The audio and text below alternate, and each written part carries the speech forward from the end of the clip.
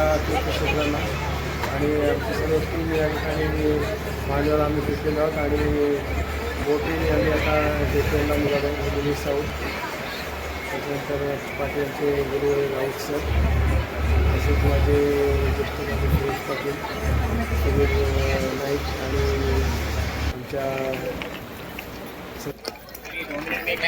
नमस्कार मित्रांनो, आता आम्ही गेट ऑफ इंडियाला पोहोचलेलो आहोत. आज गेट ऑफ इंडिया,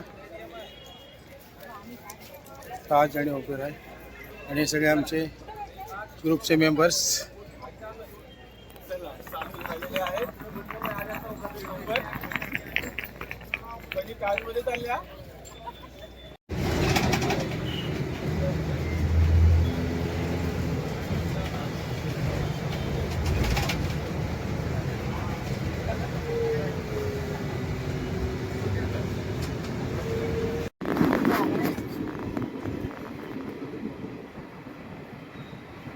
आमच्या बाजूलाच आहे.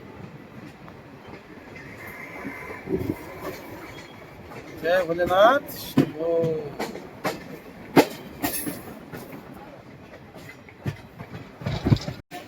हे मुख्य गेट आहे. श्रीपाद श्री वल्लभाय नमः.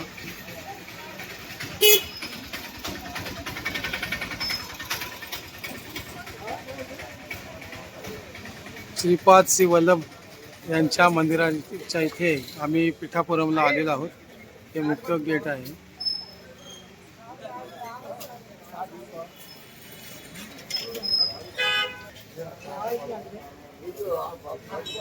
चला मंदिरात जाऊया, बघूया दर्शनाला. नमस्कार मित्रांनो, श्री गुरुदेव दत्त. आणि आता आम्ही श्री सत्यनारायण टेम्पल पिठापुरमपासून 35 किलोमीटर अंतरावर आहे आणि त्या ठिकाणी आलो आणि माझ्या पाठीमागे आपण पाहता हा गेट आहे एकदम प्रशस्त. तर तुम्हाला आता इकडून दाखवतो मी. हे कारण तेलुगू भाषा असल्या कारणाने असं तो आपल्याला कळत नाही नक्की काय आहे ते, पण प्रशस्त असं आहे, झाडांमुळे वरती दिसत नाही आहे. हा पूर्ण गेट आहे, पाहू शकता आपण.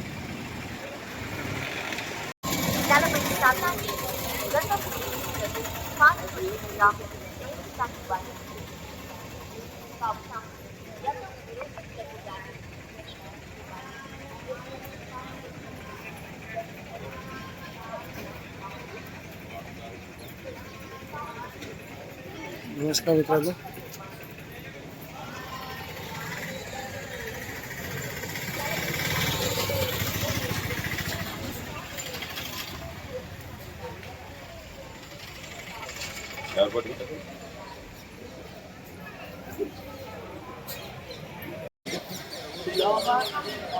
ऐसा लाइन दा.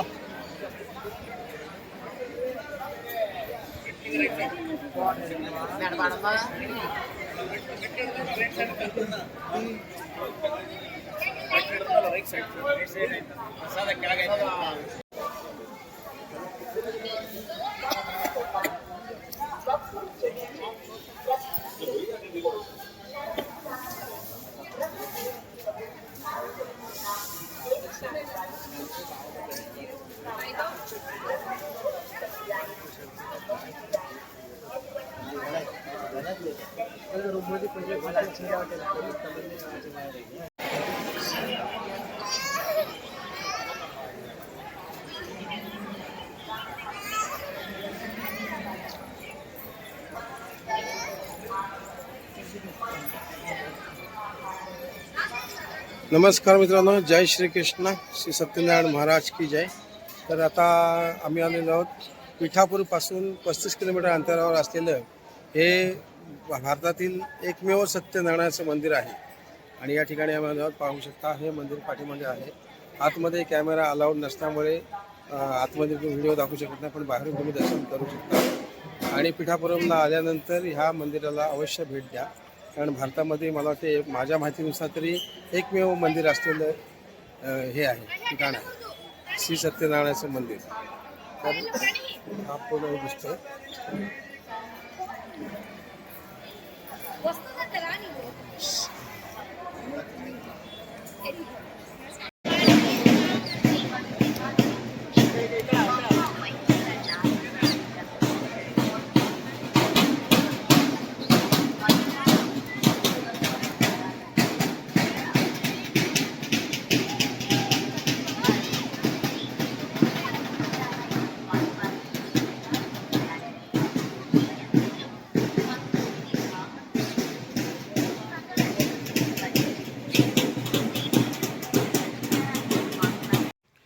नमस्कार मित्रांनो, श्रीपाद श्री वल्लभाय नमः. आम्ही आहोत आता पिठापूर येथे आणि तुम्हाला मुद्दाम हे दाखवतोय मी की आता आम्ही आहोत हे निवासस्थान पहा इथे बघा. श्री दत्त अनघा निवास महाराष्ट्रीयन सांगलीकर यांचे आपले मराठी माणसांचे हे निवासस्थान आहे. या ठिकाणी तुम्ही येऊन राहू शकता आणि आम्हाला त्यांनी खूप कन्सेशनमध्ये फक्त 700 रुपयामध्ये रूम दिलेली आहे आणि त्याच्यामध्ये आम्ही 3 जण राहिलो. त्यांनी एक दुसरे बेडसुद्धा आम्हाला दिलं होतं. सुंदर अशी रूम आहे आणि एवढं स्वस्त तुम्हाला कुठे मिळणार नाही. हे आमचे सगळे मावल्या बसलेले आहेत. तर पिठापूरला आल्यानंतर अगदी मंदिराच्या शेजारी अगदी 2 मिनटं अंतरावर फक्त हे ठिकाण आहे. सांगलीकर यांचं खूप उत्तम अशी राहण्याची व्यवस्था आणि सर्वात म्हणजे की सर्वात चिपेस्ट अशी सुविधा इथे आपल्याला मिळते. तर अवश्य भेट द्या. ही बिल्डिंग बघा मित्रांनो, तुम्हाला दाखवतो. ही पूर्ण अशी बिल्डिंग आहे. याच्यामध्ये राहण्याची व्यवस्था आहे. तसेच अजून पण इकडे आहे.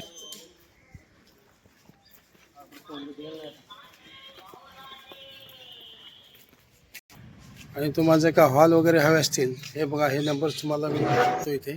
या नंबर्सवर तुम्ही कॉन्टॅक्ट करू शकता येण्याच्या अगोदर. आणि ही बिल्डिंग याच्यामध्ये हॉल्स वगैरे तुम्हाला उपलब्ध होतील.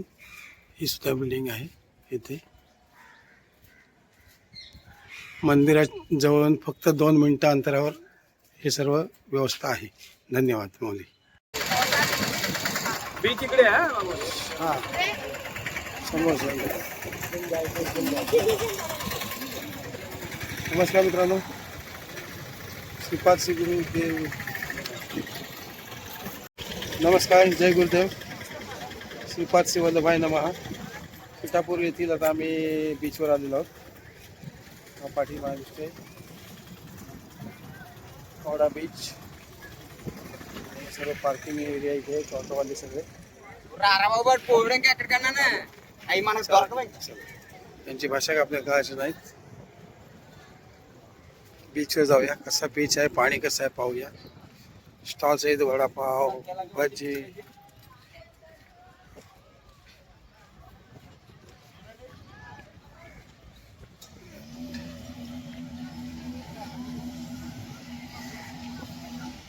बोटिंग वगैरे केले.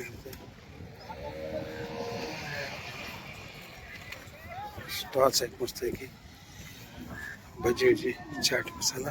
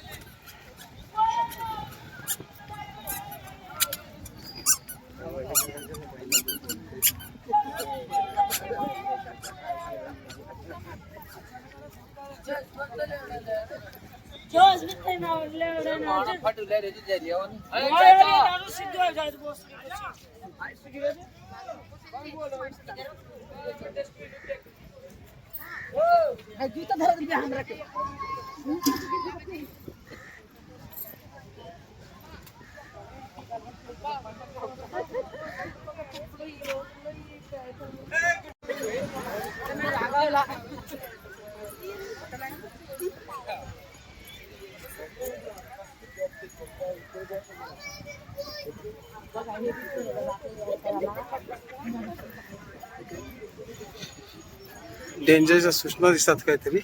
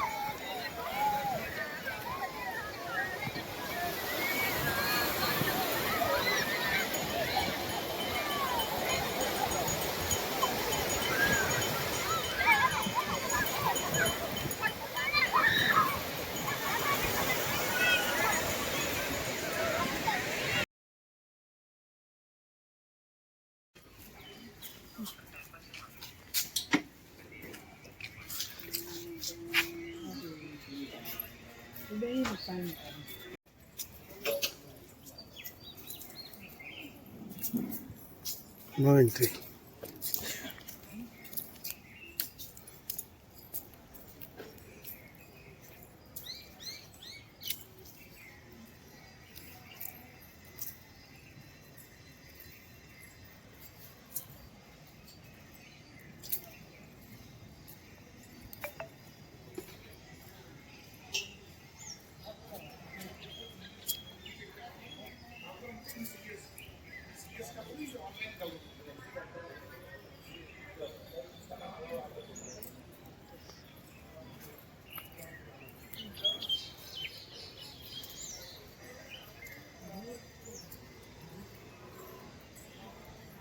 किती वाजले? 4:45. एवढे नाही का?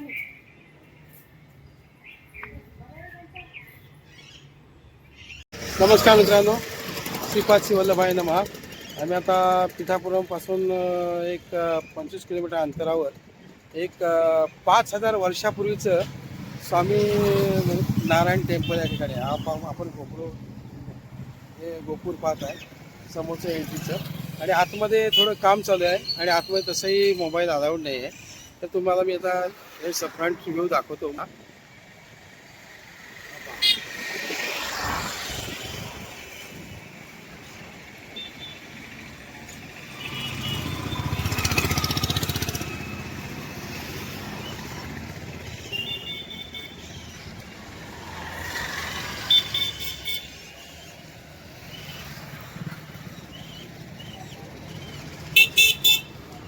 आणि तुम्ही इकडे येणार असाल तर या मंदिराला अवश्य भेट द्या. आतमध्ये खूप सुंदर असं दर्शन आहे. आणि आता इथे फेस्टिवल असल्याकारणे ही थोडीशी तयारी इथे चालू आहे. धन्यवाद.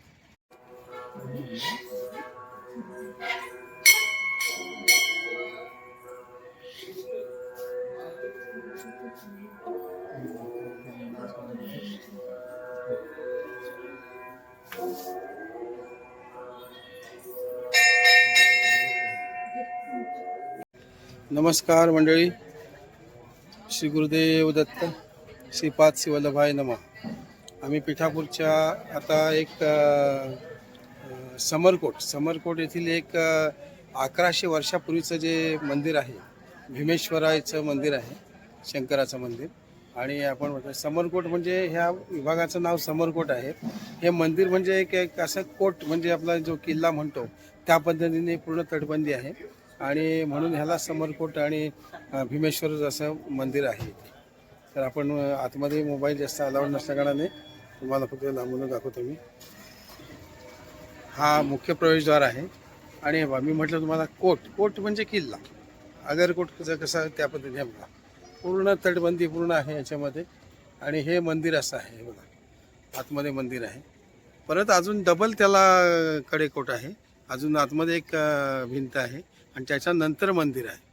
असं पूर्ण हे कडेकोट असलेलं टेम्पल आहे, जे भीमेश्वराचं टेम्पल आहे, शंकराचं मंदिर आहे. आणि त्याच्यानंतर अनेक या ठिकाणी अजून देखील छोटी छोटी मंदिरे आहेत. असं सुंदर असं ठिकाण आहे, एकदम पुरातन असल्याकारणाने येथे तुम्ही आल्यानंतर अवश्य भेट द्या.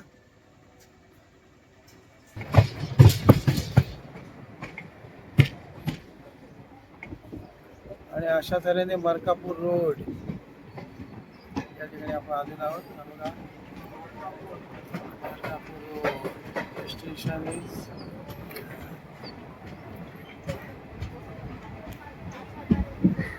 नमस्कार मित्रांनो, जय भोलेनाथ, ओम नमः शिवाय.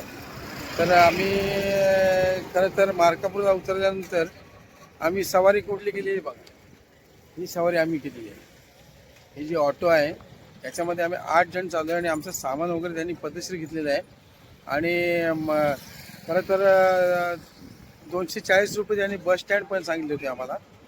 आणि नंतर मग त्यांनी 300 रुपये पर सीट असं 2400 रुपयामध्ये आम्हाला श्रीशैल्यमला डायरेक्ट सोडणार. म्हणून आम्ही ऑटो घेतली आहे. कम्फर्टेबल आहे, फुल अगदी नॅचरल एसी. हा एक वेगळा आनंद आम्हाला याच्या प्रवासात ह्या आम्हाला मिळत आहे. तर आम्ही आता मध्ये एका ठिकाणी थांबलोय. हे सगळे आमचे जोडीदार इथं बघा.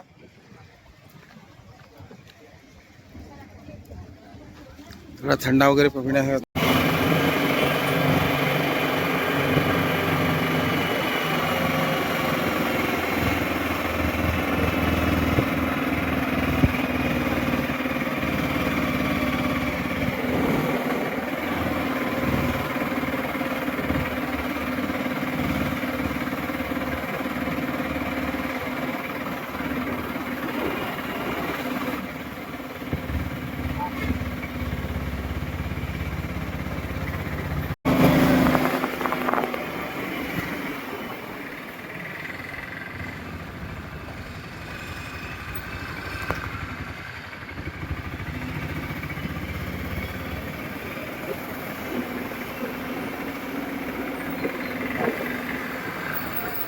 नमस्कार मित्रांनो, गणपती बाप्पा मोरया, ओम नमः शिवाय, श्रीपाद श्री वल्लभाय नमः. आम्ही आता आलो आहे श्रीशैल्यमला आणि पहिलं दर्शन आम्ही आता करणार आहोत ते म्हणजे साक्षी गणेश. खूप गर्दी आहे. आजचा आहे शनिवार. पाहू शकता इथे थोडं पाय धुवायचे आहेत आणि मग लाईनला जायचं आहे. बघा इथे पाय धुवायचे आणि मग लाईनला जायचं.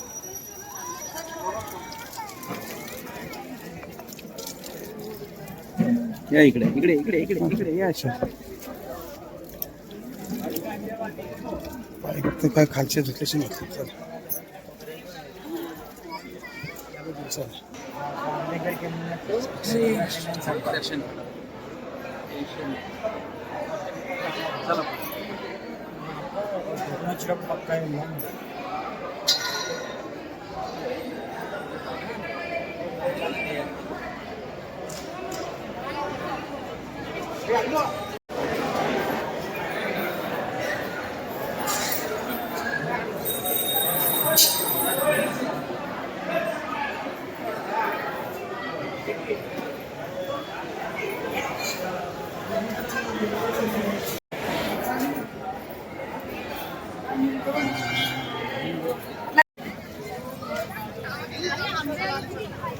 वहिनी आंबे आले त्यांच्याकडे. आवळे बघ, आंबे बघा.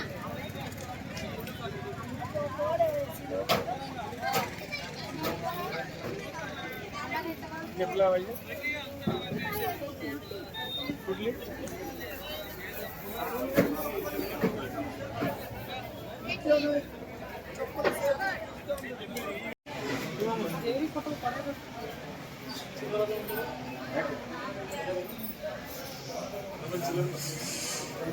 लागू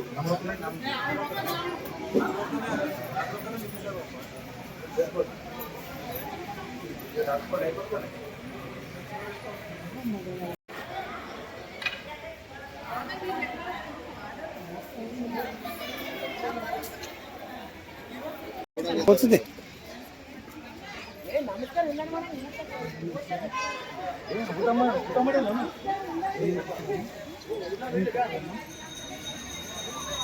नागदेव नागदेवताचं मंदिर आहे.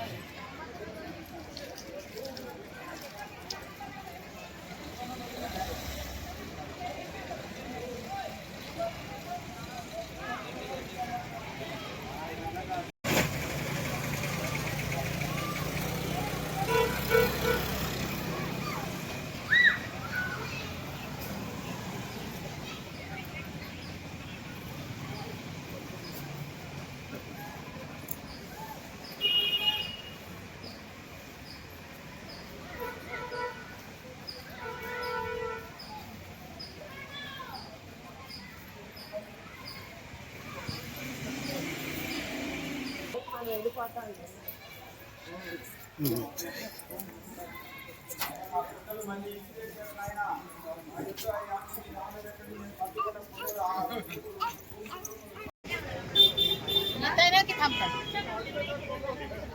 काय करू? नको येऊ सांग.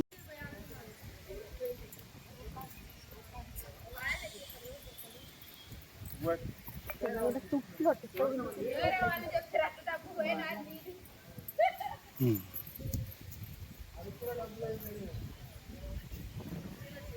नमस्कार. ओम नमः शिवाय. श्री गणपती बाप्पा मोरया आणि श्रीपाद श्री वल्लभाय नमः. पिठापूरवरून आम्ही श्रीशैल्यमला आलो आणि श्रीशैल्यमला हे माझ्या पाठीचे दिसते ते म्हणजे छत्रपती शिवाजी महाराजांचं जे मंदिर आहे, माझ्या राजाचं मंदिर, आणि ते पण या आंध्र प्रदेशामध्ये सुंदर असं मंदिर आहे. आपण पाहूया आतमध्ये जाऊन. की फोटोग्राफी अलाउड आहे का ते पण मला माहिती नाही, असेल तर नक्कीच तुम्हाला दाखवेन. छत्रपती शिवाजी महाराजांच्या माझ्या राजाचं ज्या ठिकाणी सुंदर असं मंदिर या पाहायला मिळणार आहे. जय महाराष्ट्र. छत्रपती शिवाजी महाराज की जय. छत्रपती संभाजी महाराज की जय. हर हर महादेव.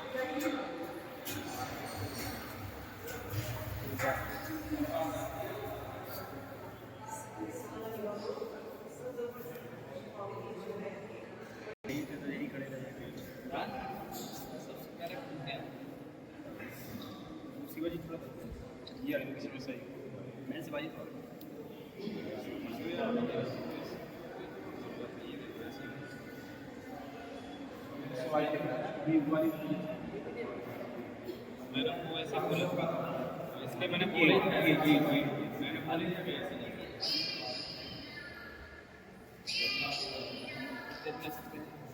दूसरों को तो बचाऊंगा।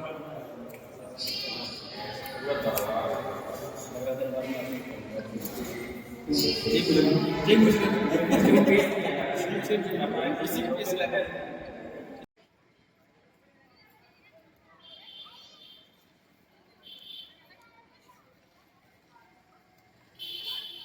काढा सांगा एक त्यांना.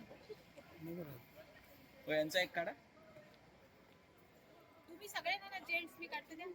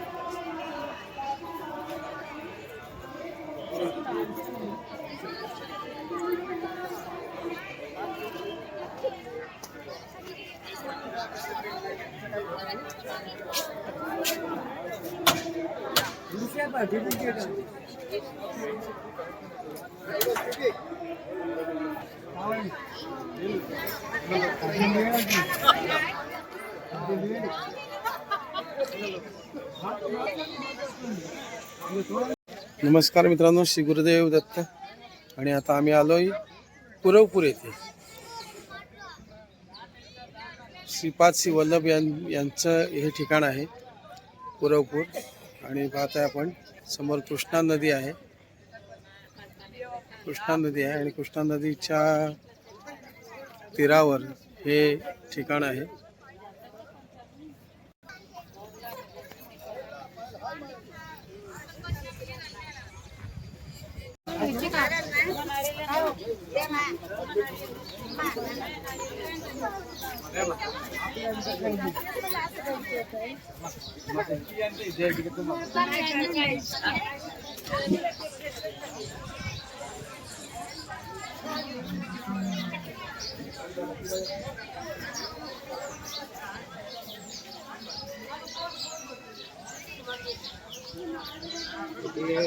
झोपडी टाईप होत होत्या खायला.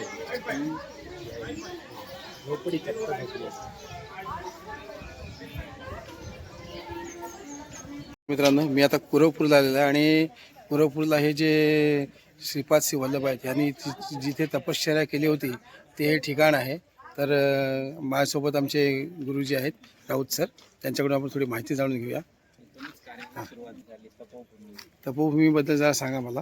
श्रीपाद श्री वल्लभांचा प्रत्यक्षात जन्म झालेला आहे पिठापूरमध्ये. हां, म्हणजे पिठापूर आंध्र प्रदेशच्या म्हणजे अगदी पूर्व भारताच्या पूर्व दिशेला तो बंगालचा उपसागर आहे. तिथे जे काय पिठापुरम नावाचं क्षेत्र आहे तिथे त्यांच्या वडिलांचं नाव अप्पलराज आणि आईचं नाव सुमाता माता. तर ह्यांच्या पोटी जे काय बाळ जन्माला त्याचं नाव ठेवलं गेलं श्रीपाद. आणि त्या श्रीपादचं 7 वर्षात मौजीवंदन झालं आणि 16व्या वर्षी विवाह योग्य झाल्यानंतर आई वडिलांनी विवाह करण्याचं ठरवलं. तर त्यांच्या विचारामध्ये जे काय म्हणजे जे हे दिसलं, भूमिका दिसली, त्यांची ताकद दिसली, त्या ताकदीने म्हटलं हे काय संसारात रमणारं बाळ नाही. तर त्यामुळे मग त्यांना श्रीपाद श्री वल्लभ असं त्यांना तिथे नामोपचार केला गेला. आणि तिथून ते तीर्थाटनासाठी संपूर्ण भारतभर फिरले. म्हणजे हिमालयात गेले, काशी क्षेत्रावरून हिमालयातून बद्री केदार वगैरे केला. आणि त्याच्यानंतर काही वर्षांची तप आराधना केल्यानंतर श्रीपाद श्री वल्लभांनी आपलं जे काय आध्यात्मिक कार्य करण्याचं जे काय भूमी आहे ती भूमी कोणती? ही कुरवपूर क्षेत्र. त्याला कुरुकड्डी असं म्हटलं जातं. आणि ह्या कुरवपूर क्षेत्रात त्यांचं प्रत्यक्ष मंदिर तिथे आहे.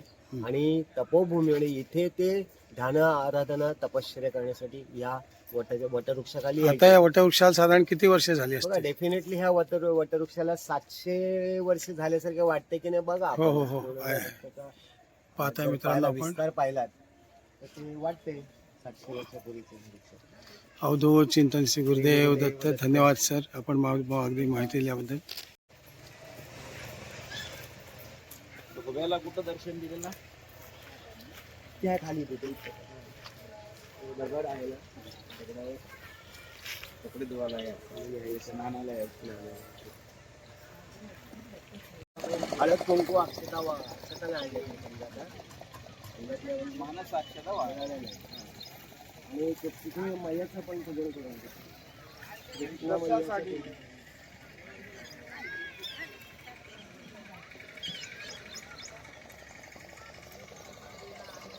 तुम्ही सगळ्यांनी पूजन करा मी करतो.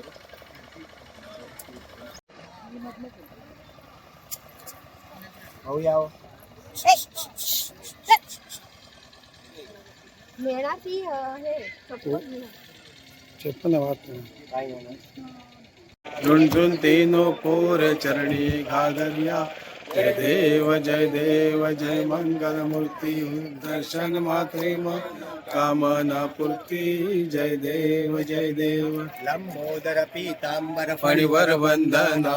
सरळ सोंड वक्र तुंड त्रिनयना. दास रामाचा वाटपा हे सदना. संकटी पावावे निर्वाणी रक्षावे सुरवर वंदना. जय देव जय मंगल मूर्ती. दर्शन मात्रे मन कामना पुरती.